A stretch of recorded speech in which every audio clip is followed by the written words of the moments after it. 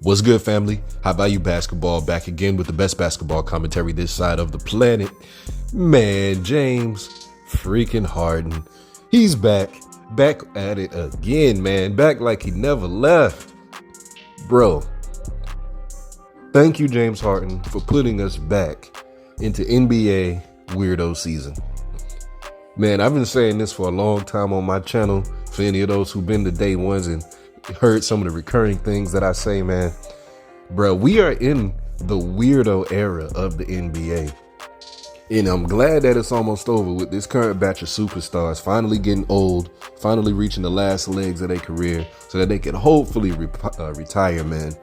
I'm really hoping this batch of superstars don't go to LeBron route and be playing 20, 21 years. Because, bro, James Harden is one of the top head cases, top divas, top, oh my God, dude, who do you think you are type dudes that the NBA has ever seen, man. I'm telling you, it's not LeBron's fault, but the post-LeBron kind of era, during the LeBron era, man, when he being the biggest superstar, the quote-unquote best player of the league, went and switched and joined somebody else's team, telling y'all, man, it totally ruined the psychology of the highest level of competition. And it has turned a lot of these players into what they are now, which is like a James Harden. Cause what are you doing, bruh? What? Let me break it down when I talk about this weirdo stuff, man. If anyone has followed James Harden since his Oklahoma City days, and not just on the court, if you watch his interviews, and if you haven't, go back. Like, I'm saying, go do a YouTube search of the history of James Harden interviews. When you watch him in interviews, the dude is always weird and uncomfortable and barely even knows what to say. He barely can string sentences together, yo. Like, he has this very, very odd demeanor, and he's always just barely stringing words together. Or if you ask him a real simple, just regular question, he goes to scrunching up his face all hard and trying to be all thinking deeply about how to answer the question properly. And, you know, goofies who support these divas, they be saying, oh no, he just trying to say the right thing so they don't get you on a gotcha moment. Nah, bruh. Like, these dudes literally don't have brains that function outside of basketball, it seems like. Like, all they could do is just dribble. And they can't comprehend regular questions. They can't read the room. And they're always just so awkward, especially in the later half of James Harden's career. You know, when he's doing all this diva stuff to get out of Houston, and then did the diva stuff to get over to Brooklyn, and then again over to Philadelphia. And then again, when he took his pay cut, go watch his interviews. He's so weird, bro. Like, what is wrong with you, fam? Like, he's always got this nervous laugh. I'm not a superstar. Like, I'm not a personality expert, but I do have certain degrees and certain psychologies. I ain't finna go deep on my personal stuff because it ain't about that. It ain't about me. But I know a nervous laugh and a nervous tick when I see one. The dude cannot handle pressure, even just the slightest little bit. Just asking him questions about decisions that he's made or the reasons why he's trying to do some, he clams up in a regular old interview. And so, of course, it plays into why he does so on the court, because his fans are so goofy. They kind of, when that whole Dwayne Wade thing came out, him being compared to Dwayne Wade, all of these people coming out of the woodwork talking about, yeah, he is better. Look how he can shoot. Look at all of the points he scored. And this, that, and the third, completely ignoring the fact that the man is a complete piece of poo in the pressure, just totally ignoring his actual performance when things actually matter. None of that stuff matters to them. And it seems like it doesn't matter to him either. Because in this same weirdo narrative, the same weirdo territory, the dude sitting here trying to give himself extra credit and pat himself extra on the back for taking a pay cut after running himself over there to Philadelphia because he wants to quote unquote build out the team and all of this. Okay, yeah, you cut $15 million out. Ooh, you should have cut 25, bro. because the level of play that he does, he's barely the best player on his team. And as we all have seen in very habitual, consistent fashion, he flames out in the playoffs. Can't get it done. Complete flop.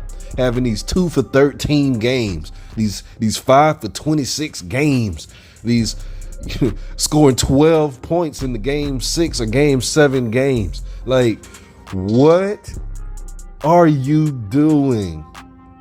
And then on top of all of this narrative that we already know about the guy, he does the biggest B move, biggest chump move, biggest I'm not a man, biggest I can't handle the pressure, consistent with who he's been this whole time move. He doesn't take into the fact that the team was going to offer him a contract. Clearly, it was a conditional one based on performance. Clearly, Daryl Morey did the right thing in saying, yeah, take this little pay cut, try to stack the team out a little bit. Let's see what we can do. If we perform well, if things come together well, you know what? We'll get you an extension. Instead of this fool really realizing and reading the tea leaves of what's going on, because he trying to act ignorant of his own career and his own shortcomings, he gonna get mad that they not finna give him a max contract extension. Like, dude, you took a pay cut to get more players on the team, and with your a reduced salary and added players, y'all couldn't get past the second round. So what the heck, or why in the heck would a GM with a very clear sight of anything go back to that and pay you even more money and hamstring the franchise, and so that they can't get even more players because they didn't even get it done with the ones y'all got? You not on the upswing of your career, you on the downswing. Even your MVP teammates saying it directly in the media face that you are not the same James Harden. You know you not the same James Harden. But you finna get mad that Daryl Morey didn't quote unquote keep his word to actually try to tank the franchise for you, basically to literally take their championship window and just close it completely shut by overpaying you for the next 5 years, hamstringing the franchise to your goofy behind can't get it done identity, locking in the team at the max at their cap, so barely can get no new players, no real support system, because really you need one. You need somebody else to carry you in the playoffs. But instead of acknowledging the truth of the reality of the situation, you carry your behind all the way to China. Again, not handling this in Philadelphia, in the city, in the office, none of that. And if you did do that, I'll take it back. Okay, so what? But even still with that, you announce it to the public when you are on the other side of the planet. You run to the other side of the planet to go say that crap when you're in front of a bunch of sycophants who worship you.